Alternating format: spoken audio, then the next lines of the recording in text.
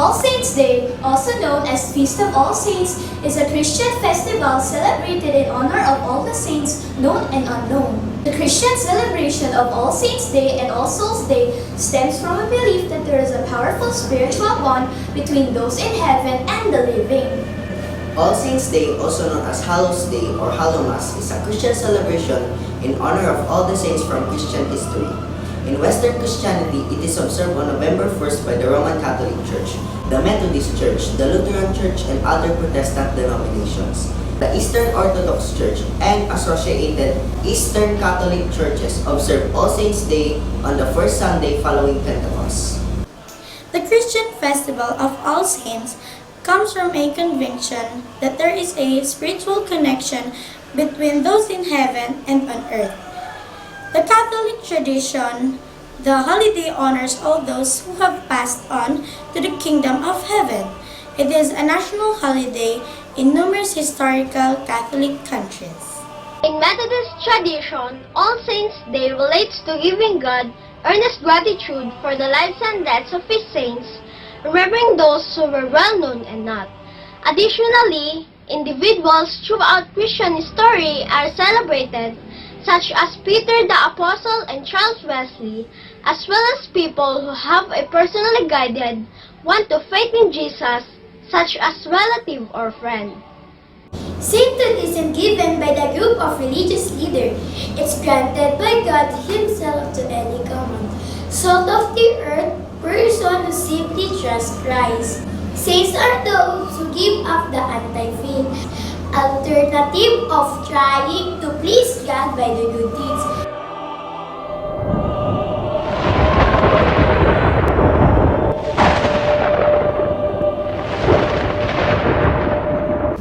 Dressed as Dracula or as devils, neighborhood children were happily trick-or-treating, but would it surprise you to know that Halloween started out as a holy Christian celebration? Hallow in Old English means holy or sacred. Therefore, Hallows Eve or Halloween simply means the evening of Holy Person, which refers to the evening before All Saints' Day, which in the day November 1, both Anglican and Catholic calendars. Halloween is a mixture of Celtic religious ideas and Christian martyrology. On the first day of November every year, people across the globe make their way to cemeteries and churches just to pay their respects to loved ones who have died. All Saints' Day traditions have been passed on from generation. Almost every country has a unique way of celebrating the holiday. Some countries hold festivals and the other people in the country dressed up into colorful costumes, all done to honor the dead. Filipinos in the predominantly Catholic country often celebrate All Saints' Day or Undas by gathering with relatives and visiting the graves of their dearly departed. For some, Undas is observed as a 3-day celebration from October 31 to November 2. During this time, cemeteries are packed with people, toting flowers, candles, and food to remember the dead. Graves are cleaned up and repainted. Masses are held for the departed souls. All Saints' Day is a public holiday. There is no school or work on this day. This holiday is not to remember the deceased, but also to gather with living members of the family, sometimes even the whole clan. Many people come to the cemetery even one day before All Saints' Day. Sometimes they spend the night there. Many people bring the dead and camp by the tombs of their relatives. First, they clean graves. Afterwards, they eat, drink, and feasted to remember, as Jesus used to feast with His disciples and followers. Some Filipinos believe that the souls of relatives feast alongside with alive family members. They also pray for the deceased and recite the Rosary. All Souls' Day in Roman Catholicism, a day for commemoration of all the faithful departed. Those baptized Christians were believed to be in purgatory because they died with the guilt of lesser sins on their souls. It is observed on November 2. Roman Catholic doctrine holds that the prayers of the faithful on earth will help cleanse these souls in order to fit them for the vision of God in heaven. And the day is dedicated for prayer and remembrance.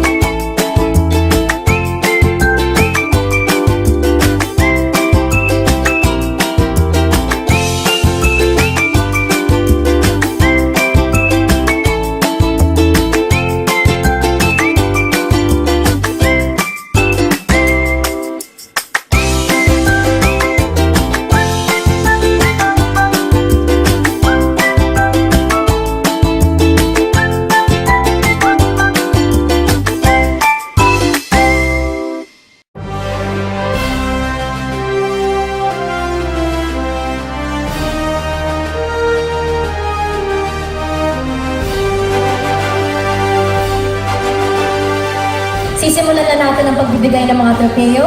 Simulan na natin with the Best Children's Show. The Star Awards for Best Children's Show goes to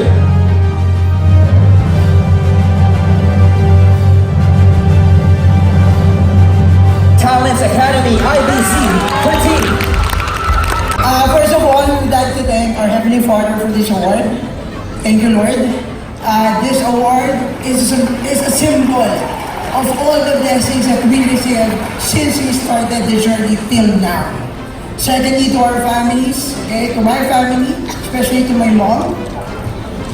Talents Academy production people, my AD, Justin Miguel, Pastor Editor Arkin Bullo, to all our parents, thank you for the support, for your unending support, and of course, to all my talented, versatile, and cute cast para sa ating lahat po. To our home network, IBC 13, especially to our President, Miss Kat De Castro, mga kaibigan para sa ating lahat ito. This will inspire us to do more projects, more episodes, more segments that will give you more and educational, informative. Maraming salamat po.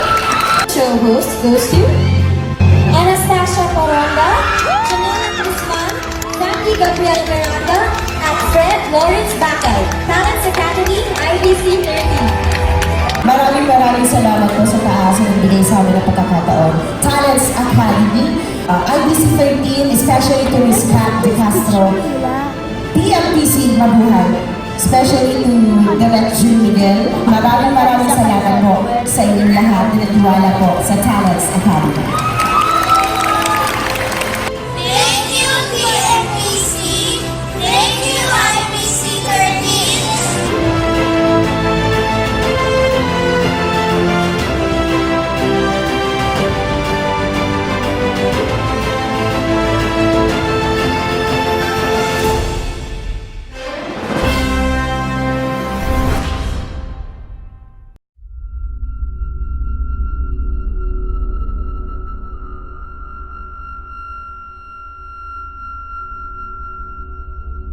The Halloween holiday is not complete without the creepy stories about the dead and haunted places. Philippines is also known for its scary folk stories and haunted places. Here are some haunted places in the Philippines that you would never go alone during the Halloween season. Many people go on a vacation while there are some who seek adventures by going to haunted places with their friends. Balete Drive, Quezon City. Famous enough to inspire a 1988 movie, Mekigaliagas ang Hiwaga sa Balete Drive is still one of the most whispered haunted places here in Manila. It is named after the Balete trees, which are known to be homes of paranormal beings along its road. A white lake, bloody or faceless, is said to haunt the road at night, appearing in the backseat of taxis, seen in rearview mirrors. Some say she was raped and killed by taxi driver. Others say Japanese soldiers raped her during World War II. Motorists are advised to take alternate routes at night. If passing the road is unavailable, there are several precautions. Make sure the back seat is fully occupied. Don't look back and don't look in the mirrors.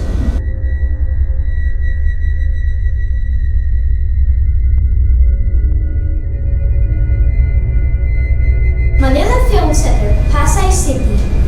Real ghost or ghost in our mind? Legend has it that hundreds of workers were buried alive in the Parthenon-like Manila Film Center after the upper floor collapsed in 1981.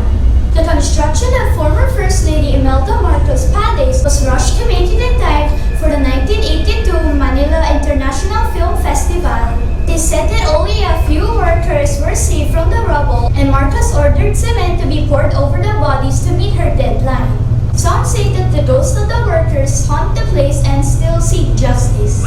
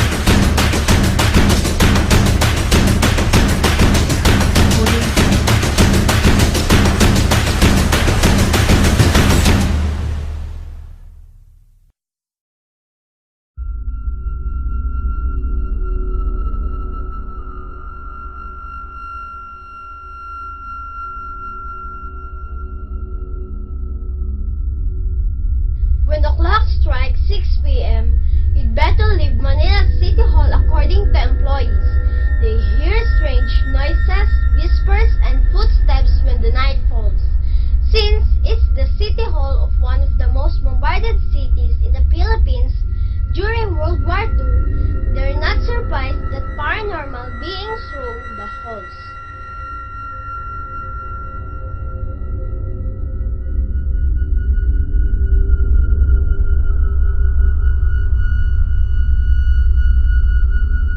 Diplomat Hotel.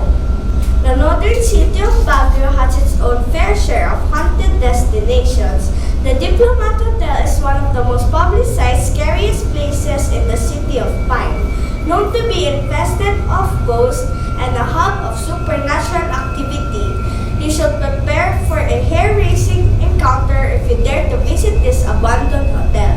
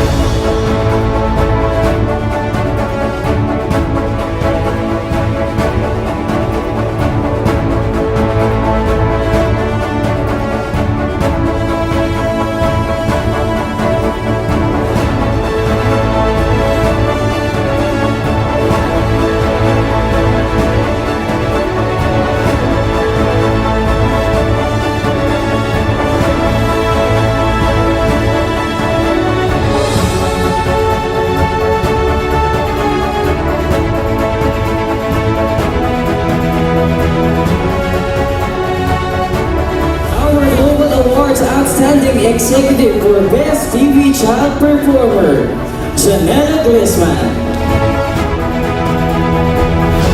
Our Global Award Outstanding Executive for the Most Promising TV Child Performer, Naomi Toligoza. Our Global Awards Outstanding Executive for Best TV Director, Mr. John Miguel.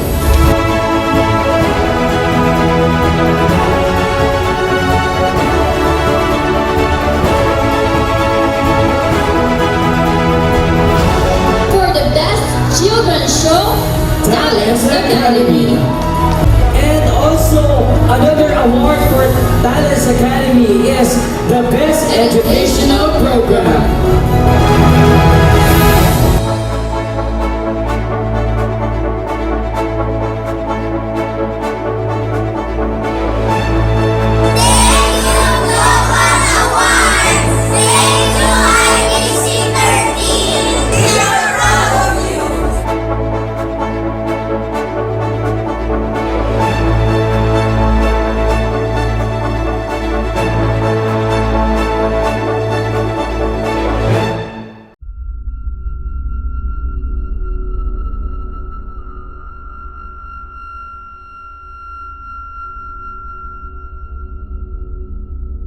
Malinta Tunnel. The story corridor hosts some of the most haunted places in the Philippines, thanks to its bloody history that stretches to the World War II. Some of the places here managed to fill up the spot in the most scariest place in the world. The Malinta Tunnel is one of the eeriest places in the island. Like any other tunnel, will give you an easy feeling of being confined. This tunnel is one of the places here in the island where a lot of soldiers die, shadows, unexplainable noises, as even sudden drafts, as well as the temperature change, have been reported to manifest here.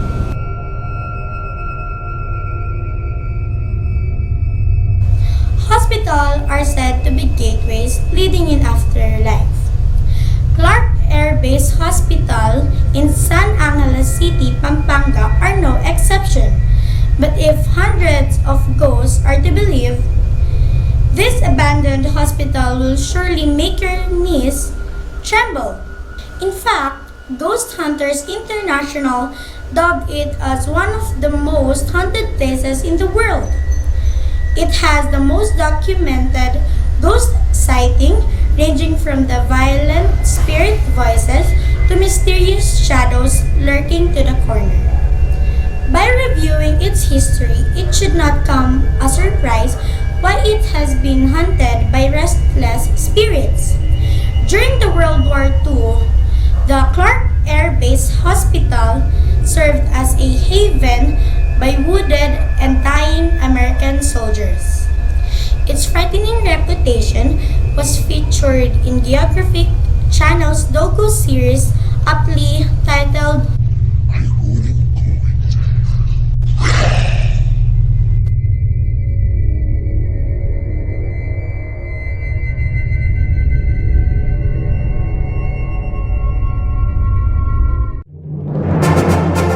Top Choice Awards for Outstanding Achievers is conferred to individuals who have excelled in their respective lines of business, field, or industry, and to acknowledge their continued pursuit to excellence and noteworthy achievements. Outstanding Achiever Awardee for Best Children's Show Director, Mr. Jude Miguel.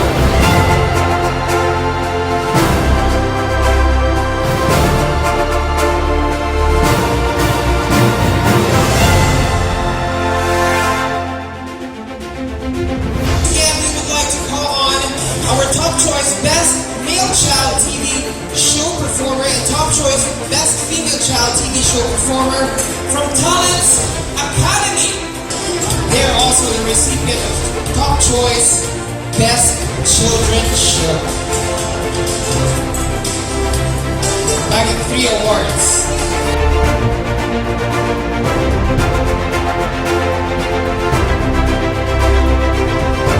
Teamwork. Coming together is a belief. Keeping together is a process. Working together is success. And that's our success. I would like to thank our Mother Network, IBC Philippines, especially for President Madam Catherine Castro. Thank you very much.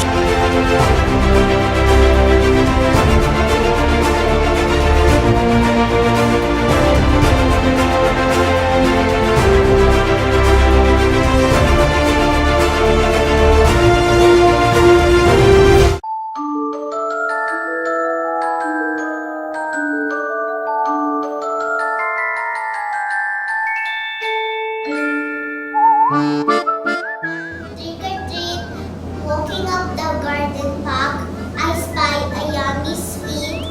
Halloween is here again. Knock, knock, knock, trick or treat. Knock, knock, knock, here I come. A bag of flour, a bag of gum. You can choose trick or treat. Please give me something to eat. Happy Halloween! Happy Halloween! Happy Halloween! Happy Halloween! Happy Halloween! Happy Halloween! Happy Halloween!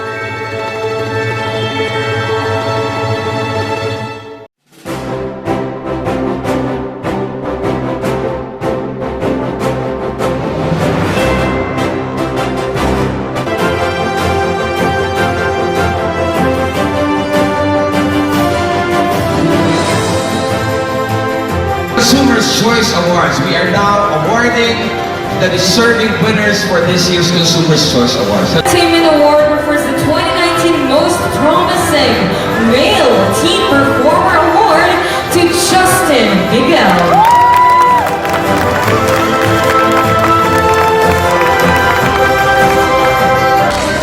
Congratulations, Talents Academy People's Choice Award 2019 Best Children's Show Award.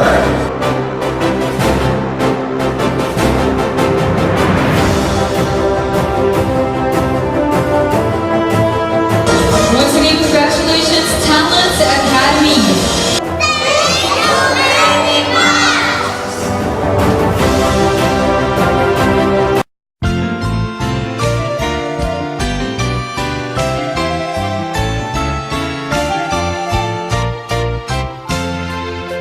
For some countries, Christmas is a one-day celebration during the month of December, but not in the Philippines. Of all the number of festivals celebrated by Filipinos all over the country, Christmas is the longest one to be celebrated. Even before the month of December arrives, Christmas songs are already being played on the radio or in the mall, and Christmas trees, lights, and decors are already being sold in the market. This is how early the spirit of Christmas can be felt in the Philippines. However, the Yuletide season in the country really begins at the 16th up until the 24th day of the last month of the year, where Misa de Gallo, a 9-day devotion, which is usually done at as early as 3 o'clock in the morning, start. Most of the time, people are encouraged to participate in the series of Simbang Gabi because of the belief that if one completes the 9 morning of Epani, one wish shall be granted to them. Filipinos, just like the rest of the world, are fond of caroling during Christmas season too. Most of them are children who tend to ask for their aguinaldo or Christmas present, which is often cash or coins. Merry Christmas!